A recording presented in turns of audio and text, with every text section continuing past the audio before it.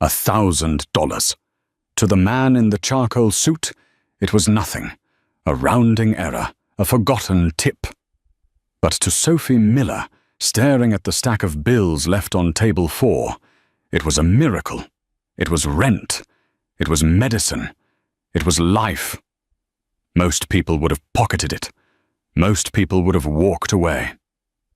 But Sophie didn't. She made a choice in that split second that would drag her from her invisible life of poverty straight into the violent crosshairs of the city's most ruthless crime syndicate. She did the one thing the Mafia never expects. And that choice? It didn't just change her life. It started a war. The rain in Seattle doesn't wash things clean. It just makes the grime slicker. That's how it felt to Sophie Miller on a Tuesday night in November.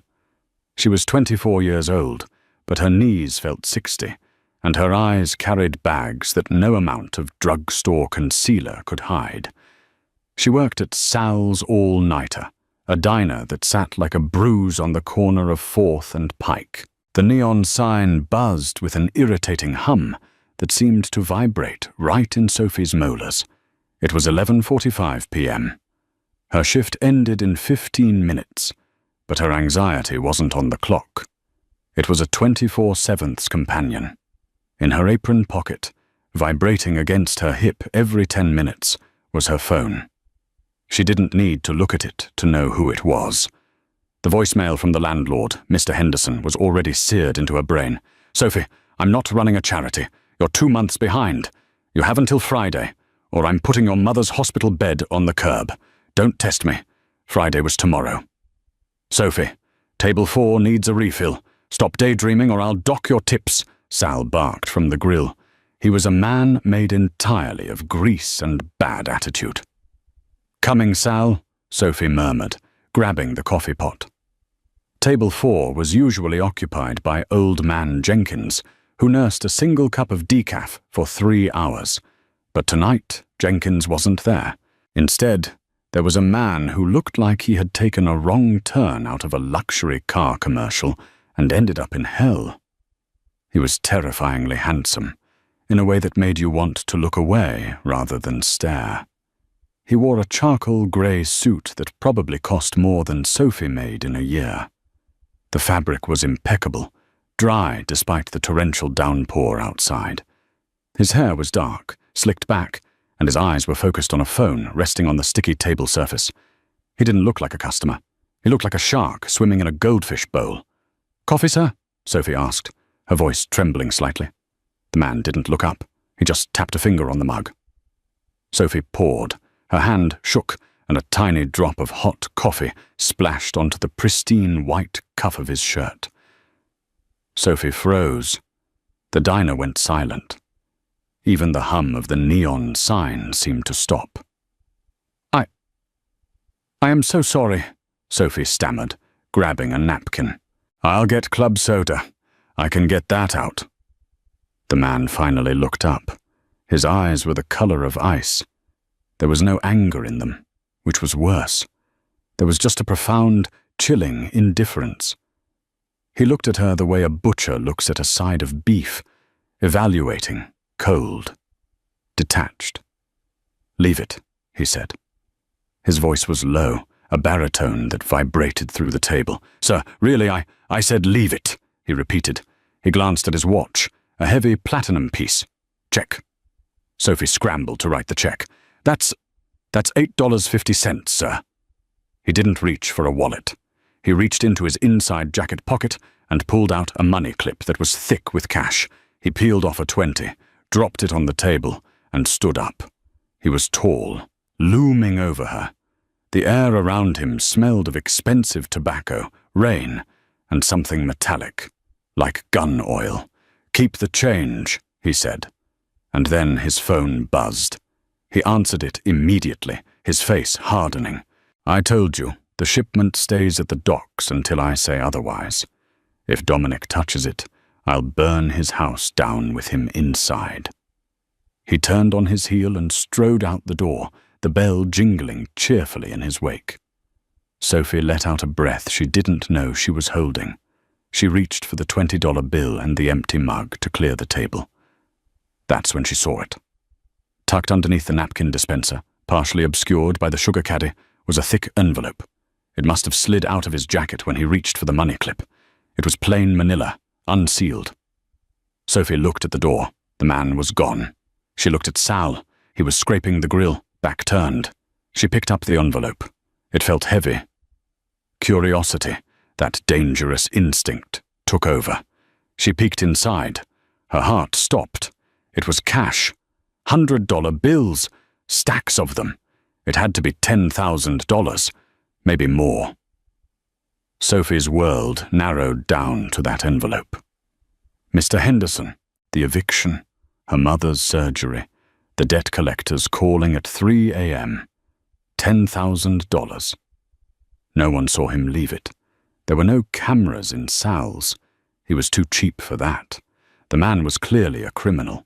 Who else carries that kind of cash and talks about burning houses down? If she kept it, she wasn't stealing from a saint. She was stealing from a sinner to save her mother. Take it, a voice whispered in her head. Just take it. He won't even miss it. He treated that 20 like it was trash. She shoved the envelope under her apron. Her heart hammered against her ribs like a trapped bird. She could walk out the back door right now. She could pay Mr. Henderson in cash tonight. She could buy her mum the good pain meds, the ones insurance wouldn't cover. But then she remembered his eyes. Cold, indifferent. If Dominic touches it, I'll burn his house down with him inside. If a man like that found out she took his money, he wouldn't sue her. He wouldn't call the police. He would come for her, and he would find her. Sophie looked at the clock. 11:58 p.m. She looked at the money. Then she looked at the door where the man had vanished into the rain. Fear was a powerful motivator, but desperation was stronger. Yet underneath the desperation, Sophie had a spine of steel she didn't even know existed. She wasn't a thief. "Sal, I'm taking my break," she yelled. "You got 2 minutes left," Sal shouted back. Sophie didn't listen. She grabbed her coat, clutched the envelope against her chest like a shield, and ran out into the storm. The Seattle rain hit her like a physical blow, soaking her thin uniform instantly. The street was dark, the streetlights reflecting in the puddles like smeared oil paintings. She scanned the street. There, half a block down, idling at a red light, was a sleek black sedan. It was a Maybach. Sophie knew cars because her father had been a mechanic before the accident.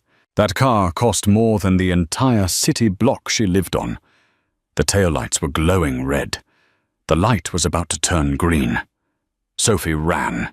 She ran in her worn-out sneakers, her feet splashing through freezing puddles. "Hey, sir, wait!" she screamed. But her voice was swallowed by the wind and the traffic. The light turned green. The car began to roll forward. "No, no, no," Sophie gasped. She pushed herself harder, her lungs burning. She cut across the sidewalk, nearly slipping on a discarded newspaper, and sprinted into the middle of the intersection. She waved her arms frantically. The car stopped. It didn't screech. It just ceased moving with predatory grace. Sophie reached the passenger side window, gasping for air, water streaming down her face, hair plastered to her skull. She bent over, hands on her knees, trying to catch her breath. The window rolled down. Not all the way. Just 3 inches. A face appeared. It wasn't the man from the diner. It was a driver, a massive wall of muscle with a shaved head and a scar running through his eyebrow. He looked at her like she was a bug on the windshield. "Get lost," the driver growled. "We don't have change." "No," Sophie wheezed. "The man. Inside. He left something." The driver hesitated. He glanced into the rear-view mirror. A second later, the back window rolled down. The man in the grey suit was sitting there. He was holding a tumbler of amber liquid. He looked at Sophie, shivering in the rain, with mild annoyance. "You?" he said. The recognition was barely there. The waitress who spilled the coffee. "You left this," Sophie said. She pulled the damp manila envelope from under her coat. She held it out through the rain. The man stared at the envelope. Then he looked at her face. For the first time, something flickered in his eyes. It wasn't gratitude. It was confusion. He pressed a button and the door clicked unlocked. "Get in," he commanded. "What?" "No, I just wanted to return." I said, "Get in. Unless you want to discuss my business in the middle of an intersection while half of Seattle watches." Sophie looked around. A car behind them honked. She looked at the envelope in her hand, then at the dark, leather-clad interior of the car. Every instinct screamed run, but she was already wet, cold, and honestly, she was tired of being afraid of everything. She opened the door and slid onto the plush leather seat. The car was warm. It smelled of rich leather and that same metallic cologne. The door locked automatically with a heavy thud that felt final. The car began to move. "Sir, please, I have to get back to work," Sophie said, her voice small in the quiet cabin. The man ignored her. He took the envelope from her hand. He didn't count it. He just weighed it in his palm. "Why?" he asked. He turned to face her. Up close, he was even more intimidating. His jawline was sharp enough to cut glass, and his eyes were intelligent, probing. "Why what?" "Why bring it back? You looked inside. I saw the way your eyes dilated in the diner. You know how much is in here. $10,000. "It's not mine," Sophie said simply. "Everyone has a price, Sophie," he said. He knew her name. He must have read her name tag. 10 grand is a lot of price for a waitress at Sal's. You could have paid off your debts, fixed your teeth, moved out of the dumps. Sophie bristled. "My teeth are fine, and I'm not a thief." "Everyone is a thief when they're desperate enough," he countered smoothly. "So tell me the truth. Did you bring it back because you're a saint, or because you thought I'd come back for it and hurt you?"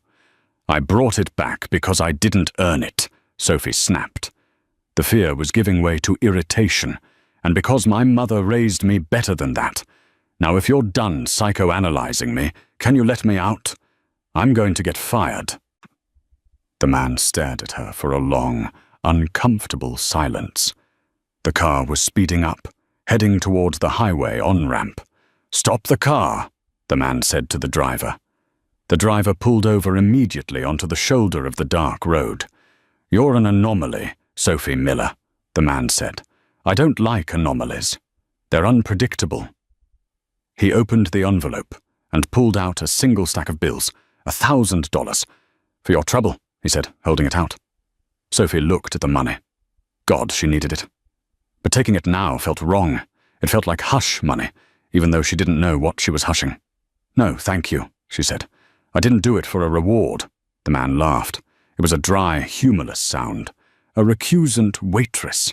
Now I've seen everything. He shoved the money into her wet apron pocket before she could protest. "Take it. Consider it a tip for the coffee you didn't spill on my pants." "Who are you?" Sophie asked, her hand hovering over the pocket.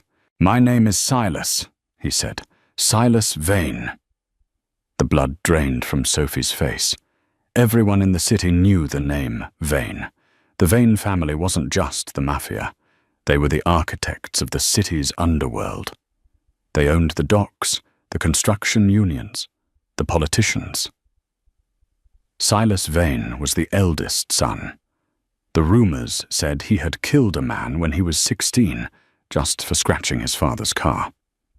She was sitting in a car with the devil. "Silas," she whispered. "Get out, Sophie," Silas said, his voice dropping to a dangerous chill. "Before I change my mind about letting you go." Sophie scrambled for the door handle. She practically fell out of the car onto the wet pavement. As she slammed the door, the window rolled down one last time. "Sophie," Silas called out. She froze. "You didn't see me tonight. You didn't find any money. And you certainly didn't get in this car. Do we understand each other?" "Yes," she squeaked. "Good. Because if you breathe a word of this, well, you heard what I said about burning houses down." The window rolled up. The Maybach peeled away, disappearing into the rainy night like a phantom. Sophie stood on the side of the highway, clutching the $1,000 in her pocket. She was soaking wet, terrified, and miles from the diner. She thought it was over.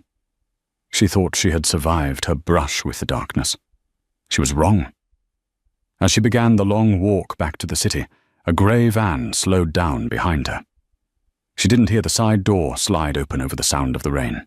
She didn't feel the needle go into her neck until the world started to spin. The last thing she saw before the darkness took her completely was a pair of boots hitting the pavement, boots that were muddy, worn, and definitely not Italian leather. Silas Vane wasn't the only monster in the city, and by returning his money, Sophie had just walked onto the battlefield between them. Sophie woke up to the smell of rust and stale seawater. Her head felt like it had been split open with an axe. She tried to move her hands and found them zip-tied to the arms of a metal chair. She blinked her eyes open. The room was dim, illuminated by a single swinging bulb.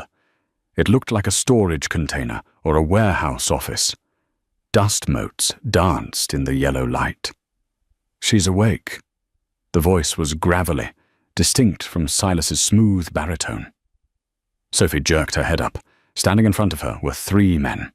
In the center was a man who looked like a bulldog in a cheap suit.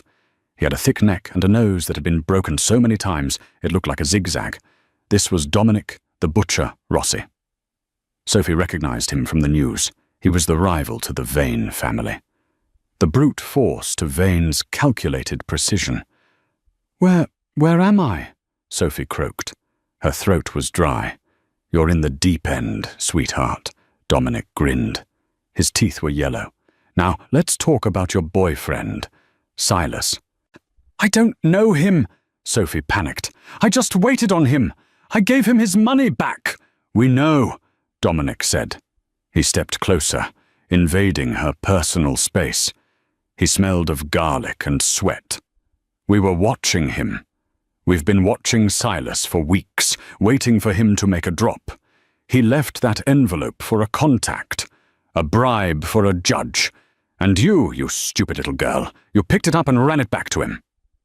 Sophie's stomach dropped. It wasn't a mistake. Silas hadn't lost the money. He had left it there on purpose. It was a drop, and she had ruined it.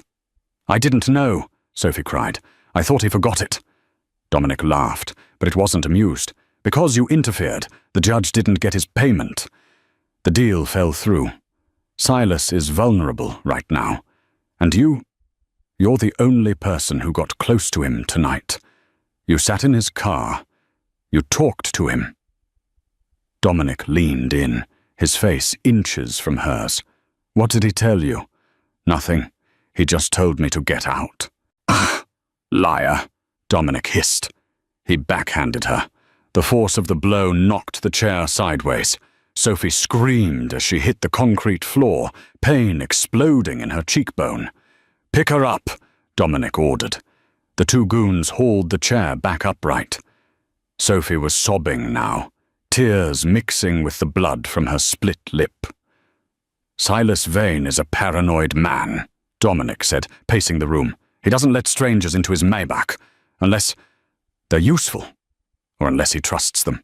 Which one is it, Sophie?" "Neither. Please, I just want to go home to my mum." Dominic paused.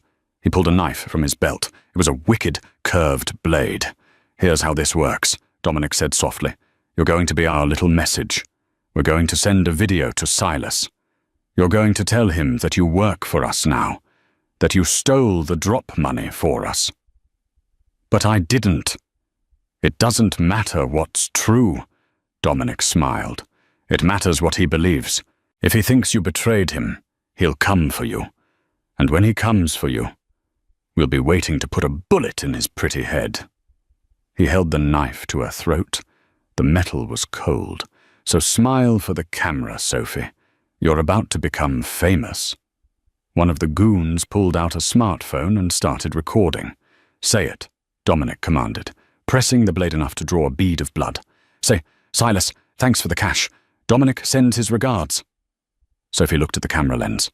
She thought about her mum, alone in their apartment, waiting for her to come home. She thought about Silas Vane's cold eyes. If she did this, Silas would kill her. If she didn't, Dominic would kill her right now. She took a shaky breath. "Silas," she whimpered into the camera. I... She couldn't do it. She couldn't lie. Not when the lie would start a war. She stared straight into the lens, her eyes blazing with sudden defiance. "Silas, it's a trap. He wants to kill you. Don't come." Turn. Dominic roared in fury. "Cut the feed!" He turned on Sophie, face purple with rage. "You stupid bitch!" He raised the knife. Sophie squeezed her eyes shut, waiting for the end. Crash! The metal door of the warehouse exploded inward. A cloud of smoke and debris filled the room. Through the smoke, silhouettes moved with terrifying speed. The sound of suppressed gunfire, thwip, thwip, thwip, echoed off the metal walls. Dominic's two goons dropped to the floor before they could even draw their weapons. Dominic spun around, holding Sophie as a human shield, the knife pressed hard against her jugular. "Back off!" Dominic screamed. "I'll slit her throat, I swear to God." The smoke cleared slowly. Standing in the jagged opening of the door, flanked by 4 men with assault rifles, was Silas Vane. He wasn't wearing the grey suit anymore. He was wearing tactical black gear, a pistol in his hand. He looked like the angel of death. "Let her go, Dominic," Silas said. His voice wasn't loud, but it carried absolute authority. "You ruined everything, Vane," Dominic spat. "This city was supposed to be mine."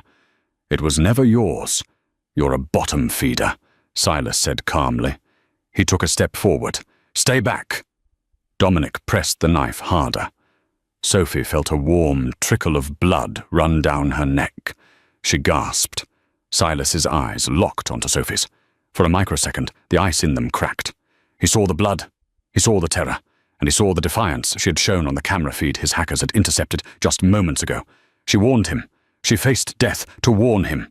"Sophie," Silas said, his voice strangely gentle, "close your eyes." Sophie didn't question him. She squeezed her eyes shut. Bang! A single thunderous shot rang out. The grip on her neck loosened instantly. She felt a heavy weight slump against the back of her chair, then slide to the floor. Silence returned to the warehouse. "Cut her loose," Silas ordered. Sophie felt hands on her wrists. The zip ties were snipped. She opened her eyes. Dominic was on the ground, a neat hole in the center of his forehead. Silas was holstering his weapon. He walked over to her. He took off his tactical gloves and reached out, his thumb gently wiping the blood from the cut on her neck. His touch was surprisingly warm. "You warned me," he said, sounding genuinely baffled. "Why?" Sophie looked up at him, trembling uncontrollably now that the adrenaline was fading. Because I'm not a thief," she whispered, "and I'm not a liar." Silas stared at her. The calculation was gone from his face, replaced by something intense, something dangerous in a different way. "Possession." "No," he murmured. "You're certainly not." He scooped her up into his arms as if she weighed nothing. "Where are you taking me?" Sophie asked weakly, her head resting against his chest. "You saved my life, Sophie. And you just started a war with the Rossi crime family. You can't go back to your diner. You can't go back to your apartment." He walked out into the cool night air, toward a waiting armored SUV. "You belong to me now," Silas said, "until I say it's safe." Sophie didn't know if that was a promise or a threat. As the doors closed, sealing them in together, she realized she had left her old life behind forever. The poor waitress was gone. Who she would become next was entirely up to the Mafia boss sitting beside her. Sophie woke up in a bed that was larger than her entire apartment. The sheets were Egyptian cotton, cool and impossibly soft against her skin. The smell of rust and blood was gone, replaced by the scent of lavender and rain. She sat up, wincing. Her body ached, a deep, bruising soreness that radiated from her ribs to her neck. She looked down. She was wearing a silk pajama set in slate grey. Her old grease-stained uniform was nowhere to be seen. "You're awake." Sophie jumped. Silas was sitting in a velvet armchair in the corner of the room, reading a tablet. He wore a crisp white dress shirt with the sleeves rolled up, revealing forearms that were corded with muscle and marked with faint, jagged scars. He looked less like a monster this morning, and more like a weary king. "Where am I?" Sophie asked, pulling the duvet up to her chin. "The penthouse," Silas said simply. "Top floor of the Vane Tower. It's the safest place in Seattle, or at least it's supposed to be." He stood up and walked over to the bed. He moved with a prowling grace that made Sophie's breath hitch. He sat on the edge of the mattress, not too close, but close enough that she could feel the heat radiating from him. "How do you feel?" "Like I got hit by a truck," Sophie admitted, "and then dropped off a cliff. The doctor says you have bruised ribs and a mild concussion." Dominic. He was heavy-handed. Silas's eyes darkened at the name. "He's no longer a problem." "I saw," Sophie whispered. The memory of the gunshot was vivid. "You killed him." "He was going to kill you," Silas said, his voice void of apology. It was a simple equation. Sophie looked around the opulent room. Floor-to-ceiling windows showcased the Seattle skyline, grey and weeping with rain. "So what now? Can I go home?" Silas sighed, rubbing his temples. "Sophie, you don't seem to understand the gravity of what happened last night. Dominic Rossi wasn't just a thug. He was the head of a family. His brother, Luca Rossi, is now in charge. Luca is smarter, meaner, and far more vindictive. You are the woman who lured his brother into a trap. You are the face of his humiliation. I didn't lure him. I was kidnapped. Luca won't care about the details. He will want blood. If you go back to your apartment, you will be dead within the hour." Sophie felt the panic rising again. "But my mom. I can't leave her. She's sick. She can't walk. If I'm not there to give her meds, to help her to the bathroom..." She tried to scramble out of bed, ignoring the pain in her ribs. "I have to go to her." Silas put a hand on her shoulder, gently pushing her back down. "Relax, it's handled." "What do you mean, handled?" "Your mother, Martha Miller. Stage 4 rheumatoid arthritis and early onset heart failure. She was moved 3 hours ago to the St. Jude private care facility on the east side." Sophie stared at him, mouth agape. You kidnapped my mother." "I relocated her," Silas corrected. "She is in a private suite. She has 2 nurses assigned to her 24 hours a day. The best rheumatologist in the state is reviewing her file as we speak. And there are 2 armed guards outside her door who are paid very well to make sure no one named Rossi gets within a mile of her." Sophie was stunned. St. Jude's was the kind of place senators sent their parents. It cost thousands of dollars a night. "Why?" she whispered, tears pricking her eyes. "Why would you do that?" Silas looked away, staring out at the rain-streaked window. He looked uncomfortable with the gratitude. "You saved my life, Sophie. I pay my debts. And besides..." He looked back at her, his gaze intense. "I couldn't have you worrying about her while you're staying here. Distractions get people killed." "Staying here?" Sophie repeated. "For how long?" "Until the war is over," Silas said grimly. "Until every Rossi is either in jail or in the ground. You are my guest, Sophie, or my prisoner, depending on how you look at it. But you are under my protection." He stood up and walked to the door. "There are clothes in the closet. My stylist guessed your size. Breakfast is in the kitchen. Do not leave this floor. The elevator requires a retinal scan that only I have." "Silas," she called out before he could leave. He paused, hand on the doorknob. "Thank you," she said softly. "For my mum." Silas didn't turn around. "Don't thank me yet, Sophie. Being in my world is not a gift. It's a curse." He closed the door. For the next 2 weeks, Sophie lived in a golden cage. The penthouse was magnificent, a sprawling fortress of glass and steel. But it was lonely. Silas was gone most of the day, managing the fallout of Dominic's death. The war he had predicted had begun. Sophie spent her days wandering the rooms, reading books from the massive library, and worrying. She called her mom every day on a secure line Silas provided. Her mom sounded happier than she had in years, raving about the food and the soft pillows at the clinic. She thought Sophie had gotten a high-paying job as a traveling assistant. Sophie didn't have the heart to tell her the truth. But as the days turned into weeks, something shifted. Silas started coming home earlier. He would find her in the kitchen, trying to cook pasta because she was tired of the chef's fancy meals. He would sit at the island, loosening his tie, and watch her. They started talking, not about the war or the money, but about real things. Sophie told him about her dad, about dropping out of college to care for her mum, about her dream of opening a bakery. Silas told her, hesitantly at first, about the pressure of the family legacy, about the brother he lost to an overdose, about how tired he was of the violence. Sophie saw the man beneath the suit. He wasn't the monster everyone feared. He was a man who had been forced into a mold he hated, holding up the sky for everyone who depended on him. And Silas saw her. He saw her kindness, her sharp wit, her refusal to be intimidated by his wealth. One night, finding her asleep on the sofa with a book on her chest, Silas stood over her for a long time.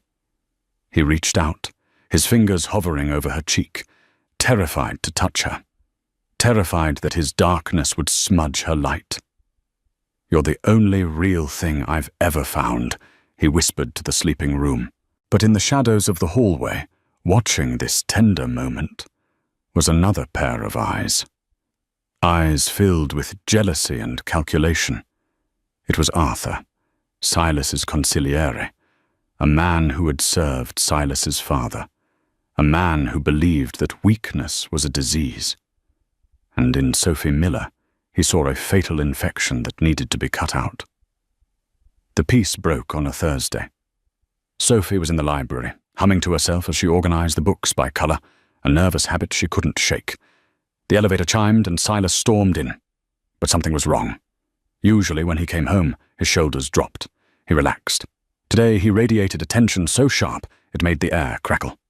Behind him walked Arthur. Arthur was a thin, severe man with silver hair and a face like a hatchet. He was holding a file folder. "Silas?" Sophie asked, stepping out of the library. "Is everything okay?" Silas stopped in the middle of the living room. He didn't look at her. He couldn't. "Pack your things," Silas said. His voice was ice, cold, dead. Just like the night she met him. Sophie froze. "What?" I said, "Pack your things. You're leaving." "I don't understand. Is it safe? Is the war over?" Silas finally turned to her. His eyes were red-rimmed, filled with a mixture of rage and profound betrayal. "The war isn't over, but your part in it is." He snatched the file from Arthur and threw it across the room. Papers scattered across the marble floor like dead leaves. "Read it!" Silas roared. Sophie trembled. She knelt and picked up a piece of paper. It was a bank statement, a wire transfer receipt. It showed a transfer of $50,000 into an offshore account in the Cayman Islands. The account was under the name Sophie Miller. The source of the funds, Rossi Construction Limited. I don't know what this is," Sophie stammered. "I don't have an offshore account. I've never been to the Cayman Islands." "Don't lie to me," Silas shouted, stepping closer. He looked like he was fighting the urge to destroy everything in the room. "Arthur found it. Encrypted comms on your phone. You've been sending them my schedule. You told them about the warehouse drop. That's how Dominic knew to be there." "No!" Sophie screamed, tears streaming down her face. "That's crazy. I warned you. I saved you."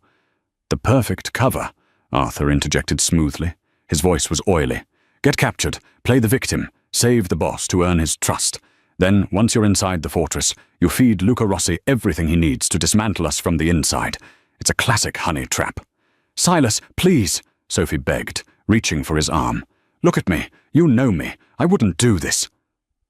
Silas flinched away from her touch as if she were made of acid.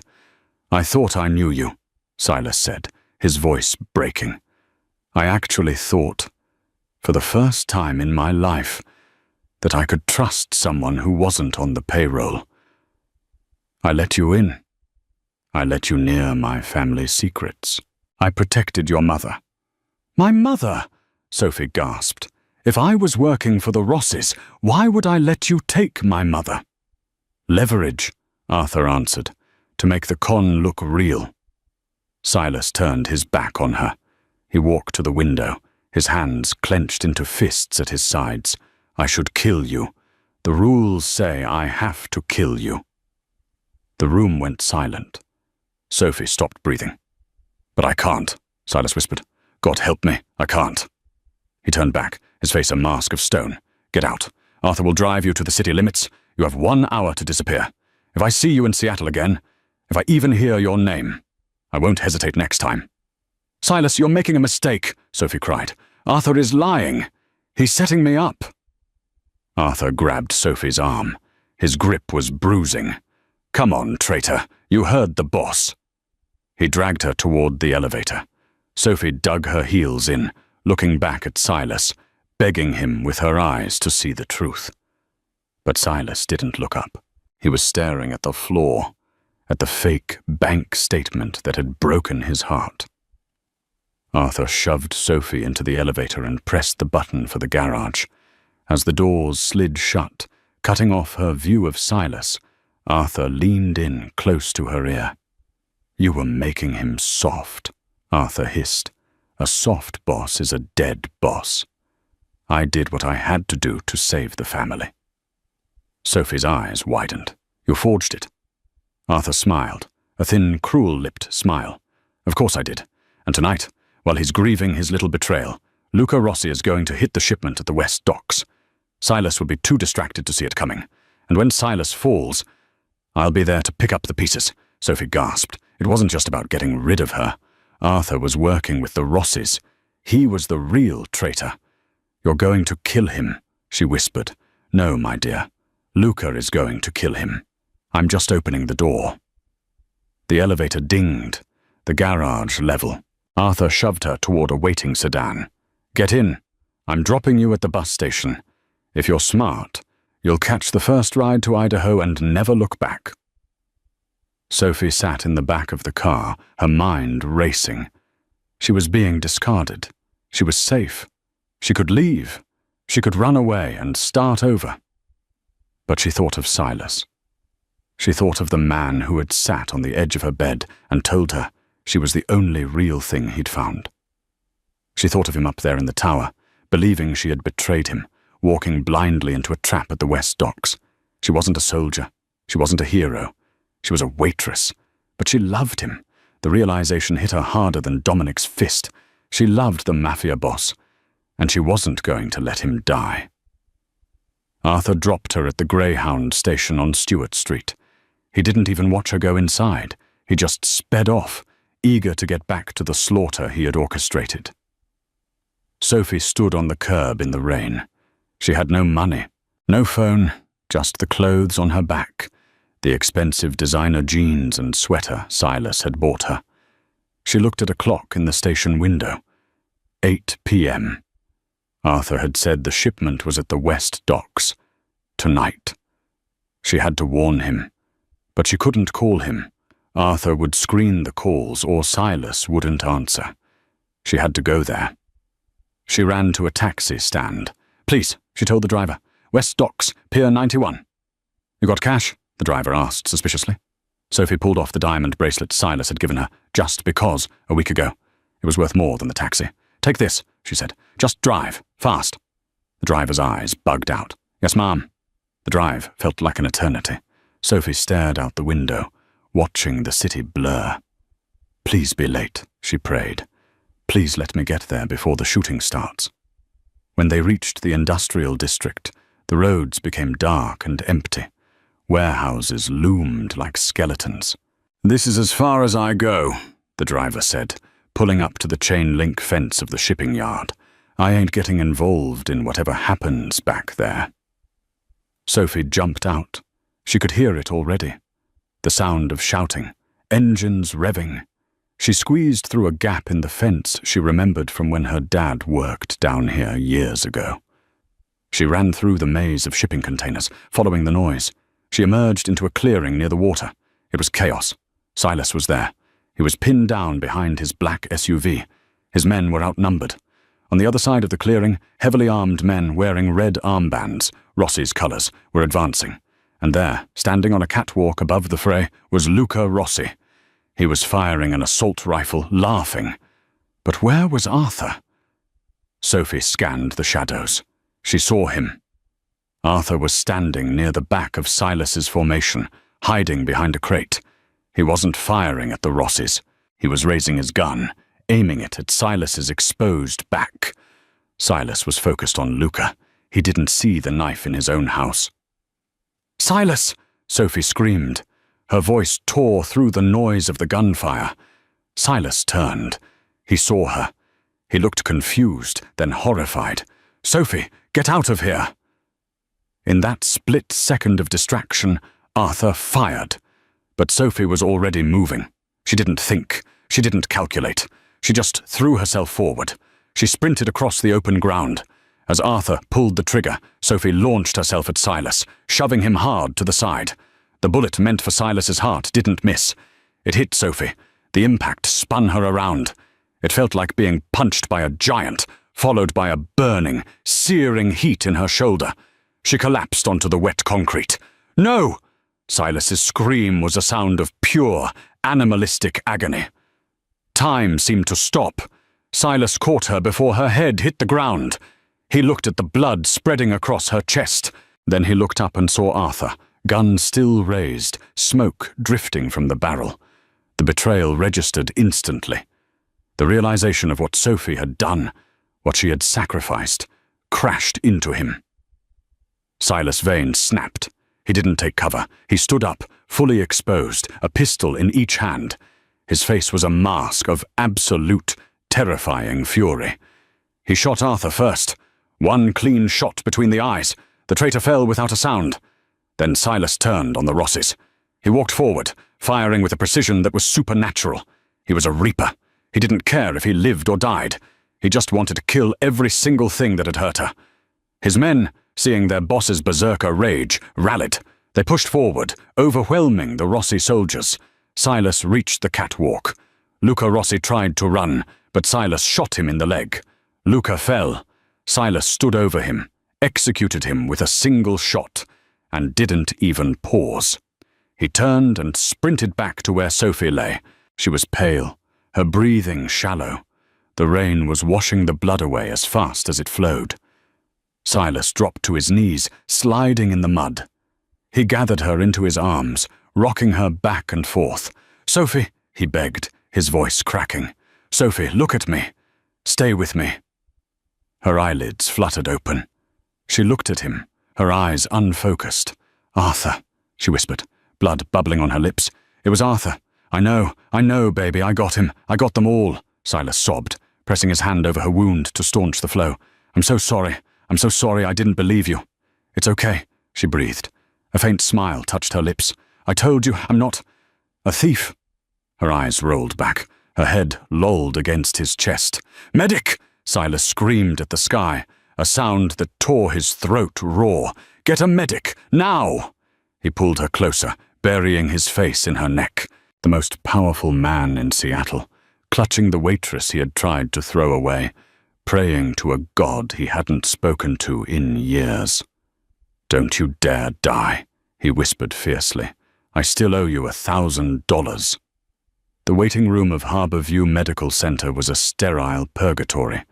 For 18 hours, Silas Vane had paced the length of the linoleum floor, his tactical gear replaced by a fresh suit that felt like a straitjacket. He hadn't eaten, he hadn't slept. He had simply existed in a state of suspended terror, his mind replaying the moment the bullet hit her over and over again. The hospital was on lockdown. Silas's men were stationed at every exit, every elevator, and every stairwell. The doctors were terrified, not of the men with guns, but of the man in the charcoal suit who had told the chief of surgery, "If she dies, this hospital burns." At 4 a.m., the double doors swung open. Dr. Aris, a neurosurgeon with hands steady enough to defuse bombs, stepped out. He looked exhausted. Silas stopped pacing. He didn't speak. He couldn't. "She made it," Dr. Aris said, pulling off his surgical cap. The air left Silas's lungs in a rush. He staggered back a step, catching himself on a plastic chair. The relief was so violent it felt like physical pain. "The bullet missed the heart by centimeters," the doctor explained. "It shattered the clavicle and nicked the subclavian artery. We had to perform a massive transfusion. She's in a medically induced coma to let the swelling go down. But Silas, she's a fighter. I've never seen vitals stabilize that fast. When can I see her?" Silas rasped. "She needs rest. The ICU is—" Silas gave him a look that reminded the doctor exactly who owned the construction company that built this wing of the hospital. "Right this way, Mr. Vane," the doctor corrected himself. Silas walked into the dim room. The beeping of the monitors was the only sound. Sophie looked small in the hospital bed, swallowed by wires and tubes. Her skin was the color of paper. Silas pulled a chair to the bedside. He took her hand, the one that wasn't hooked up to an IV, and pressed it against his forehead. "I'm here," he whispered into her palm. "I'm not going anywhere." And he didn't. For 6 days, Sophie slept, and while she slept, Silas Vane went to work. But not with a gun. He worked with a phone and a pen. He dismantled the Rossi Empire. With Luca dead and Dominic gone, the organization was headless. Silas absorbed their territories, not with violence, but with commerce. He bought their debts. He hired their soldiers. He turned the streets quiet. He visited Martha Miller at the private care facility. He sat by her bedside and listened to stories about Sophie as a little girl, how she used to save stray cats, how she worked 3 jobs in high school to pay the bills. He learned that the woman who saved his life had been saving people her whole life. On the 7th day, the rain stopped. The sun broke through the Seattle gray, casting a beam of light onto the hospital bed. Sophie's finger twitched. Silas, who was dozing in the chair, snapped awake instantly. "Sophie?" Her eyelashes fluttered. She groaned, a low sound of discomfort. Then her eyes opened. They were hazy, confused, but they found him immediately.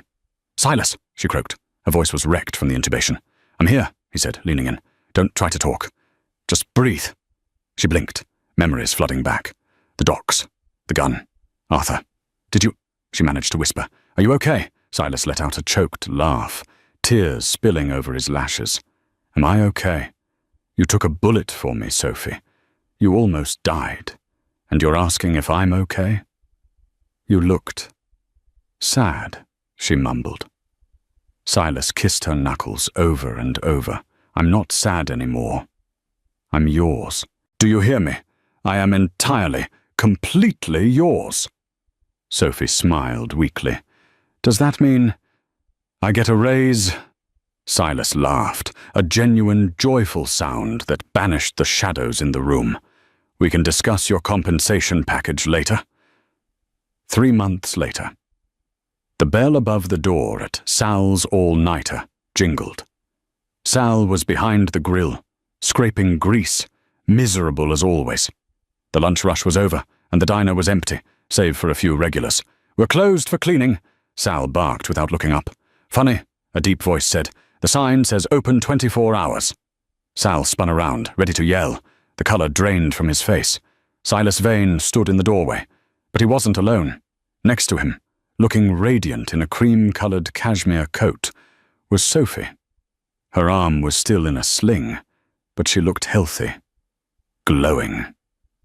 "Sophie," Sal stammered. I haven't seen you in months. You just walked out on a shift. I should have fired you." "Actually, Sal," Silas interjected, stepping forward. He placed a document on the counter. "You're the one being fired." "What?" Sal squinted at the paper. It was a deed of sale. "I bought the building," Silas said casually, "and the business this morning. Overpaid for it too, but I'm feeling generous." Sal looked from Silas to Sophie. You bought the diner. Technically, I bought it, Silas said. He turned to Sophie. But I'm gifting it to the new owner. Sophie looked at Silas, eyes wide. You didn't. You said you wanted to open a bakery. Silas shrugged. This place has a great industrial oven. It just needs... well, it needs to be burned down and rebuilt, essentially. But the location is good. He turned back to Sal. Pack your knives, Sal. You have 10 minutes. Sal didn't argue. He grabbed his coat and ran out the back door as if the devil himself were chasing him. Sophie walked behind the counter. She ran her hand over the chipped formica. This place had been her prison for years. Now, it was her kingdom. She looked at table 4, the table where it all started. Silas walked over to it. He reached into his pocket and pulled out a money clip. He peeled off 10 $100 bills. He fanned them out on the sticky table. What are you doing? Sophie asked, walking over to him. Returning the investment, Silas said softly. He pulled her close with his free arm, careful of her injury. That night, Silas said, looking deep into her eyes, I left $1,000 on this table by mistake. I thought it was the worst mistake of my life when I realized it was gone. But it turns out it was the best deal I ever made. Why? Sophie asked, teasing him. Because you got your money back? No. Silas leaned down, his lips brushing hers.